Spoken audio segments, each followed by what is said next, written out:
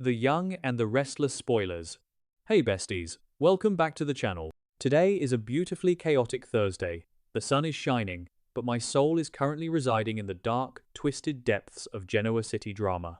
Grab your iced matcha lattes and strap in, because we have so much to unpack, and I am physically vibrating with the tea I am about to spill today. You guys, I am deceased. Stop whatever you are doing right this exact second because I am literally shaking and I cannot even process what my eyeballs just witnessed.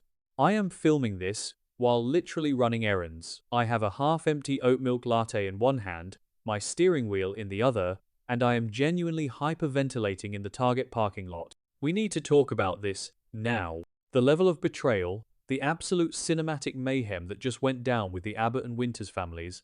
Send help. My soul has actually left my body. I am so unwell. If you thought the corporate drama was just going to be a bunch of guys in overpriced suits yelling in glass boardrooms, you are so wrong. The villain arc is about to go nuclear, and I am totally living for it while simultaneously clutching my pearls and screaming into the void. Wait, backtrack for a second. I missed a step. Did I say that Billy Abbott has officially lost his entire mind? Because he has. So basically, Billy has been running around town, popping mini champagne bottles at the GCAC with Audra Charles, acting like he is the supreme overlord of Chancellor Industries. He genuinely believes that because of some ancient bailout money from John Abbott, he is the rightful king of the castle. He is strutting around, completely ignoring Audra's very valid warnings, not even telling his pregnant fiancée Sally about his unhinged hostile takeover plans. He is officially on my do not perceive list. I am so done with his arrogance. But oh my god, the karma that is coming for him, it is astronomical, it is biblical, it is straight up terrifying. Oh, hold on, I should have mentioned this earlier, but Jack Abbott and Lily Winters, besties, be for real right now.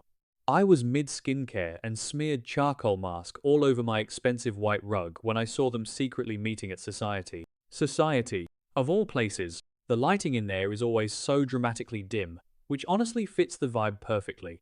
Lily was wearing this stunning, structured blazer, which, by the way, I need the link to immediately. It was giving absolute boss energy, and Jack looked so exhausted, but deeply resolute. They were huddled in a corner booth, whispering like two mob bosses planning a hit, and honestly, they basically were. They were plotting the absolute destruction of William Abbott.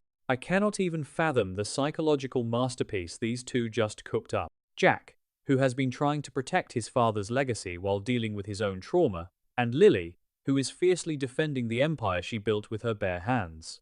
They genuinely sat there over untouched appetizers and decided, you know what? Billy is a liability. Let's take him out. And I don't mean taking him out of the CEO race, I mean straight up eliminating him from the chessboard entirely. I am physically vibrating from the sheer audacity.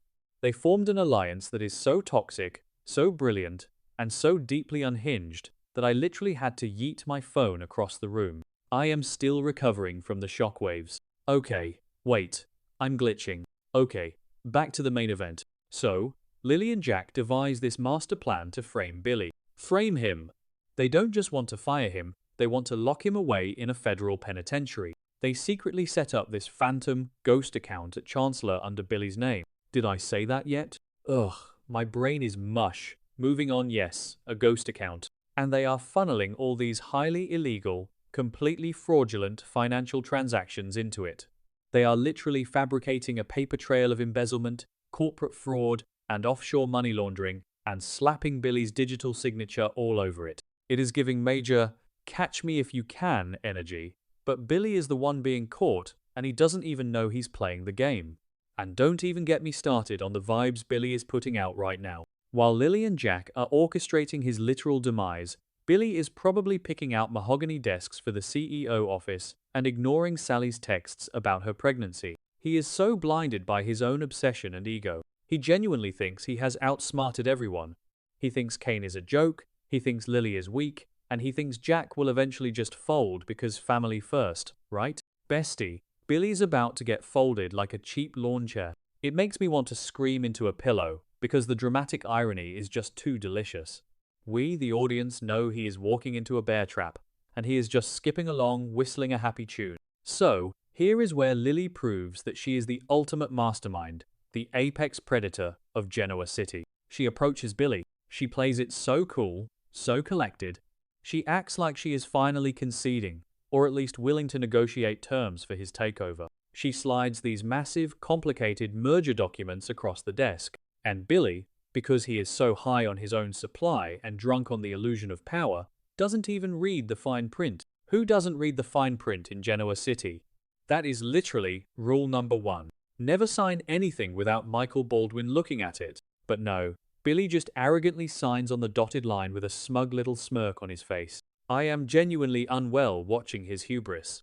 What Billy doesn't realize, which is honestly so unhinged, is that Lily has buried these poison pill clauses deep within the legal jargon. By signing those documents, Billy is basically legally admitting to the financial misconduct tied to the ghost account. He is signing his own confession. I am literally hyperventilating right now. Lily Winters did not come to play. She came to destroy. She watched him sign it with this completely neutral expression, not a single muscle twitching in her face, but you just know inside she was doing a victory dance. I would be popping confetti, but she just calmly takes the folder back, sealing his fate forever. Wait, it gets crazier. Jack Abbott, his own flesh and blood brother, is the one who pulls the trigger. Jack makes an anonymous tip to the federal auditors. Jack, the man who has spent his entire life trying to keep the Abbott family together, the man who constantly preaches about family loyalty, is the one calling the feds on his little brother. I am genuinely unwell. Jack is sitting there, probably staring at that giant portrait of John Abbott in the Jabbott boardroom, shedding a single dramatic tear, knowing that he is sending Billy to the slaughterhouse. The stakes are astronomical, you guys. This isn't just business anymore. This is a blood sacrifice to the corporate gods. Cut to Chancellor Industries. The federal auditors literally swarm the building. It is a full-on raid. Men in cheap windbreakers carrying briefcases, demanding access to the servers, locking down the elevators. Billy is standing there, probably holding a cup of artisan coffee, looking completely baffled. He's like, "Excuse me, I own this company. You can't do this." And the feds are like, "No, sir. You own a ghost account with millions in illegal offshore transfers. Put your hands where we can see them." The sheer panic that must have washed over Billy's face. I would pay actual money to have that framed on my wall. It is the exact moment his entire delusional reality shatters into a million pieces. And then, oh my god, my soul has actually left my body. Lily puts on the performance of a lifetime. Kane comes rushing in, totally frantic, trying to figure out what is happening, why the feds are tearing apart their offices. And Lily? She fakes a total meltdown. She is acting so distressed, clutching her chest, pretending she is completely blindsided by Billy's crimes. She is looking at Kane with these wide, innocent, tear-filled eyes like, how could Billy do this to us? How could he betray the company? How could he steal from Chancellor? Bestie, give her an Oscar. Give her an Emmy, a Grammy, a Tony. Give her the EGOT. Meryl Streep is shaking in her boots right now because Lily Winters just delivered the acting masterclass of the century. Because the truth is, Lily is holding the absolute key to Billy's prison cell. She knows the documents are fake. She knows the account is a setup. But she is going to let him go down for it. She is going to let him burn to protect Chancellor. She is officially a ruthless corporate queen, and I am bowing down. She manipulated Kane into thinking they are victims. She manipulated Billy into signing his life away, and she secured her empire from a hostile takeover.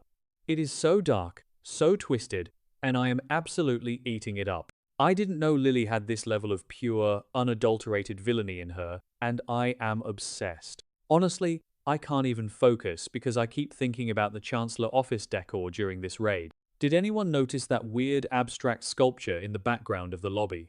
It looked like a twisted piece of metal, which is honestly a perfect metaphor for Billy's life right now. Like, who approved that aesthetic choice? And the carpets? Don't even get me started on the vibes of that lighting. Anyway, sorry, my brain is buffering again. Let's get back to the absolute tragedy of the Abbott family, because my ADHD is acting up and we need to stay on track. We need to dissect Jack's mental state right now, because it is a high-octane psychological masterpiece. Jack is not doing this out of pure malice or petty revenge. He is heartbroken.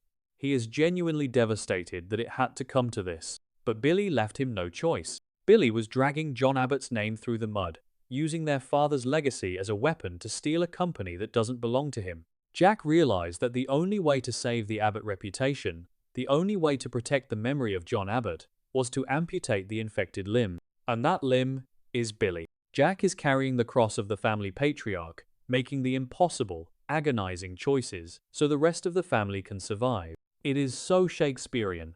Jack is sacrificing his own brother on the altar of corporate legacy. Can you imagine the family dinners after this? Hey Jack, pass the mashed potatoes. Oh, by the way, thanks for sending me to federal prison for a decade. Like, how do you even recover from that?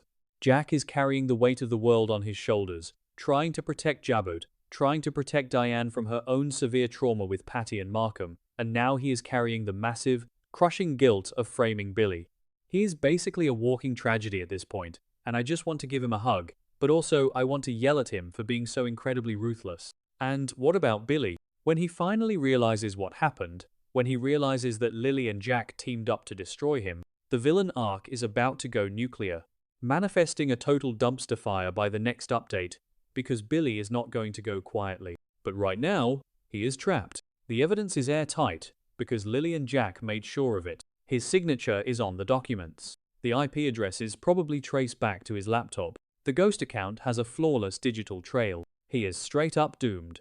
He has no allies left. He alienated Kane, he threatened Lily, he pushed Jack too far, and he ignored Audra. He built his own cage, and Lily and Jack just locked the door and threw the key into the Genoa City lake. I am constantly derailing this narrative to scream about my own emotional damage, but you have to understand how this personally attacks my soul. I have been watching these people make bad decisions for years. But this is next level. This is cold-blooded. Lily and Jack have crossed a line that you cannot uncross. They are playing God with Billy's life.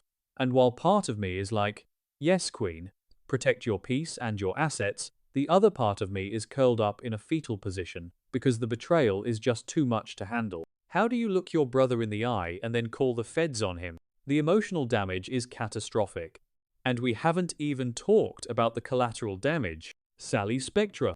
Bestie, Sally is sitting at home, pregnant, dealing with her own trauma from losing baby Ava, waiting for Billy to come home so they can plan their future. And instead, she is going to turn on the news and see her fiancé being perp-walked out of Chancellor Industries in handcuffs by federal agents. My heart actually breaks for her. She warned him. Audra warned him. Everyone warned him. And now Sally's entire life is going to be upended because Billy couldn't let go of his ego.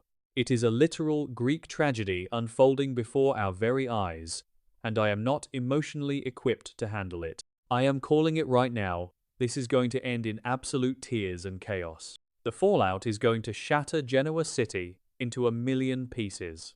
Sally is going to find out her baby daddy is facing federal charges. Kane is going to realize Lily played him like a fiddle, and Jack is going to have to look Billy in the eye through a glass partition in a prison visiting room. I am physically unwell. I need to go lie down in a dark room with a cold compress and process this.